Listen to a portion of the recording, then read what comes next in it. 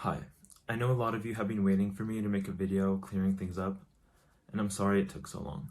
I've just been recovering from a lot of things that have happened to me over the past month, and I've been needing to take a lot of time to seek legal advice and also gather all the accurate information, because a lot of the things being said about me are so untrue and damaging. I hope you can all watch the video until the end before you make any further comments or judgments. I'm going to be using this video to address a lot of the rumors that are going on around about me. I already made my own statement on Twitter as early as I could because I wasn't strong enough physically or mentally after personal events to make a video statement about everything. However, in that statement that I made on Twitter is the only true information. And it seems like a lot of people maybe didn't understand what I meant to say or misunderstood things and are still believing a lot of things about me and saying things about me that just are not true. So I do feel like making a video to help clear things up is the right thing to do. I also feel like due to the rumors going around, I'm going to have to talk about a lot of private matters, not only relating to my life, but also to the relationship I had with Jorge.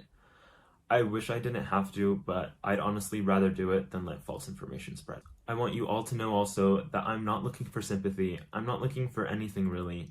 I just want to put an honest end to things so that we can move on from this. I'm also going to make this as easy and simple to understand as I can so that everything gets cleared up a little bit easier. Before I say anything though, I do want to say that I'm sorry. I'm really sorry. This whole situation has been so messy, and I'm sorry if it's been confusing to some of you and if it's disappointed a lot of you. I'm sorry I got caught up in such a messed up situation that I never wanted to be part of.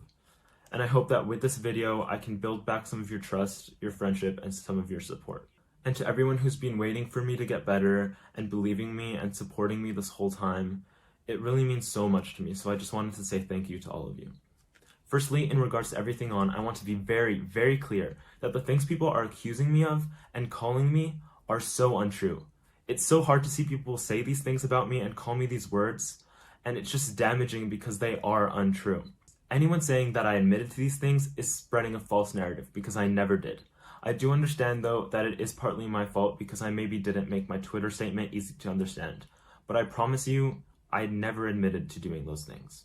Please look up the words you use before you use them because misusing words such as grooming is extremely harmful. Secondly, it's important for you to know that the guy who made these accusations not only lied, but made fake screenshots and spread a false story. And the main accusation is just untrue. I'll be getting into the real story behind everything and what the truth is later on and how this person lied, and I will also back up everything with proof. Before I get into the story though, I do want to make one point very clear from the beginning. When I first began speaking to this guy, we had maybe 1 or 2 FaceTime calls and didn't really text that much. During one of these FaceTime calls, the topic of him having a famous birthdays came up. So I obviously searched up his famous birthdays and saw that on it said he was 15 years old. I asked him about it and he said that it was a mistake on famous birthdays part and that he was actually 16 and he was trying to get the website to fix it. I don't know if you know, but we actually live in Spain, and here in Spain the legal age of consent is 16 years old, and in the rest of Europe it is about the same as well. I also have screenshots of him continuing this narrative that he was 16 years old, as you can see in these screenshots here, where he was telling me about something and mentioned that he was 15. I asked him, don't you mean 16? Because that's what he had told me in the earlier FaceTime call, and he insisted that he was 16. This Instagram account is one that he used, but has since deactivated. So I still have the DMs, but at the top it does say Instagrammer because he deactivated his account. I had no reason to believe he was lying about his age because I thought he was just being honest with me. But now looking back on that, I should have known better, and I know now that that was a mistake. Over the past few weeks where I have been gathering information, I did find out that he had in fact been lying to me and that at the time he was 15 years old. I'm not saying any of this to shift the blame to anyone. I just wanted to make it clear from the very beginning that the main accusation he made against me is just false. Not only because he lied about his age, but also because of how he lied about the story. I'm about to get into a lot of detail regarding the story of knowing this person and everything that went on with this person, so it is going to be detailed, so there's also going to be some very triggering subjects that come up, which will then mean that there's triggering words. So if you're going to keep watching, I want to let you know just to please be careful and be wary of what I'm going to be talking about. Back at the end of 2019, Jorge began speaking with a TikToker. Not a fan, not some random follower, a TikToker. This person also had a large platform at the time, which is why Jorge found his account so easily and followed him, and they followed each other back. I knew that they were friends, but I didn't really know much about their friendship or the things that they would talk about. I just knew that they were friends. A couple months into 2020 though, this guy DM'd me on an Instagram account that he's since deactivated. Like I said before, I still have all the Instagram DMs, just it says Instagrammer at the top because his account is deactivated. When he DM'd me, I answered him, obviously, because he was a friend of Jorge's and I didn't want to be rude to him. However, over time, I didn't really answer his messages that much and kind of forgot to answer him because I didn't really have much in common with him and didn't really see that we could be friends. He seemed to get kind of annoyed with this or frustrated by the fact I wasn't answering him. So one day he just sent me his number, and feeling bad because I wasn't answering his messages and not to be rude, I messaged him back over text so he was able to get my phone number. Over the few conversations we had over text and on Instagram DMs, he would constantly kind of shift the conversation and he would start speaking very flirtatiously and sexually. I didn't really think much of it when he did do this because I thought he was just joking around and wasn't being serious, so I mostly just ignored it and didn't play part. However, he did admit to shifting the conversation this way, as you can see in these screenshots, where he admitted that he would shift the conversation to be kind of sexual in a way. During one of the FaceTime calls we had, he also mentioned to me that he was on an app called Grindr, where he would send explicit photos with very overage men and speak sexually with them. On that FaceTime call, I told him he shouldn't be doing that because being on an app like that when you're not over 18 is very unsafe, especially if you're new to it. And that, like I said, he shouldn't even be on the app because it was 18 plus. When I told him this, he kind of just ignored me and just kept talking about it. He would also message me a lot of times complaining about these guys that he would talk about on Grindr. And every time he did, I told him the same thing. He shouldn't be complaining because he shouldn't even be on the app. One day, I received a text message from Jorge of a screenshot from a FaceTime call he was having with this guy. In it, he also told me that this guy had told him he wanted to do things with me. When I first saw this, I wasn't surprised that he had told Jorge this because of the way he had already been speaking to me. But it was weird hearing that Jorge was telling me this and that he was telling Jorge this. So when I received the message, I kind of just shifted the conversation to a TikTok that Jorge had sent me that he had filmed before. In the Twitter statement that this guy made, however, he showed some messages from Jorge where Jorge told him that I had responded and said I wanted to do things with him as well. But as you just saw in my screenshots, I never said that. I never said anything of the sort, and I want to be clear that I never did say anything like that. One day while I was working out, I received a group FaceTime call from Jorge and this guy. When I saw them calling me, I didn't think anything of it and just answered. Immediately when I answered, Jorge began telling me that this guy had told him that he wanted to see me naked, and then started asking me to get naked. When he told me this, I didn't know what to think, so I just acted as if he said nothing and started speaking to the other guy as normal, and ignoring Jorge the whole time while he kept pressuring me to get naked. Eventually, Jorge got annoyed by this and ended the FaceTime call. And so after that, I just hung up from the group FaceTime call and went to work out some more. After working out, I went and called Jorge back and explained to him that it made me uncomfortable that he was talking to me in that way, especially in front of someone else, and that I didn't like it at all. He told me he was just joking around and that it was just for fun and wasn't serious, so I let that slide. And now I know I should not have. Later on, after that conversation, Jorge asked me to get nude for him. I did because we were in a relationship and because I trusted him. But what I didn't know is that he had been screenshotting the FaceTime call and taking pictures and sending them to this guy afterwards. I didn't know that he had done this until the statement actually came out on Twitter.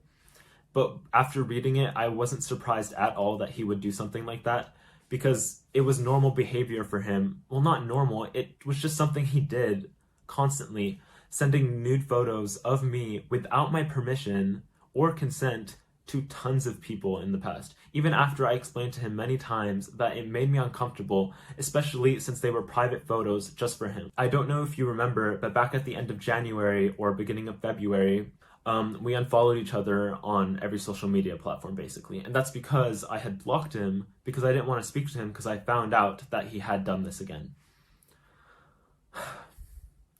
Obviously, after that, I did forgive him, and I want all of you to know that I just want to leave all of this in the past. So I forgive him for doing those things and sending those things. I know he probably didn't understand why it made me feel uncomfortable, but I don't want any of you to be angry with him because I'm not angry with him either, and I just want to leave it in the past. Several days later, over FaceTime, I was speaking with Jorge, and he told me that this guy and him had decided that they wanted to have a group FaceTime call where things were sexual.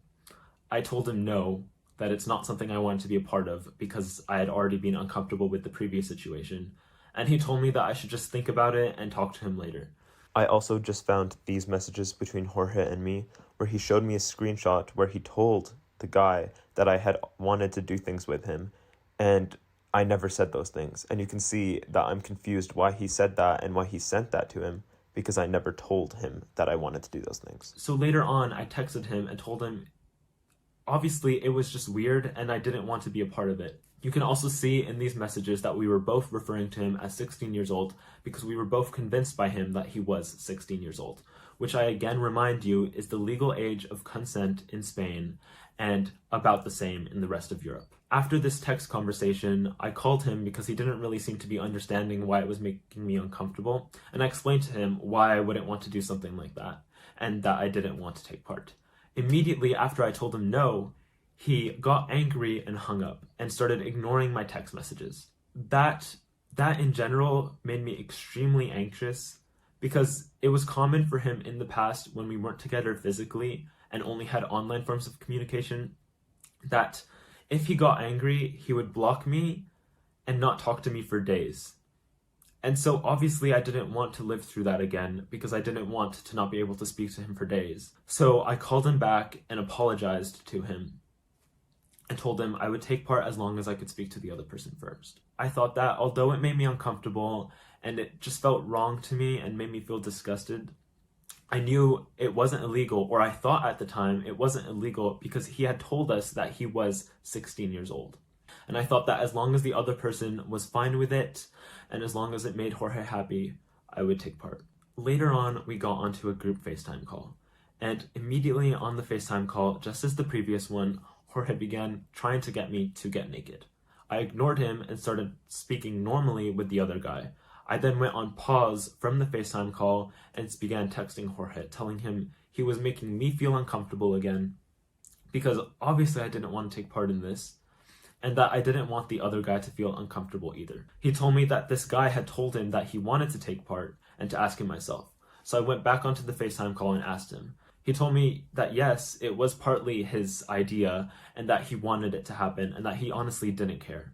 So after that conversation and persistent pressuring from Jorge, I did eventually give in. After the FaceTime call though, I hung up and just felt so disgusting and anxious because of how the situation had made me. So I decided to go on a walk to try and clear my mind with my dogs.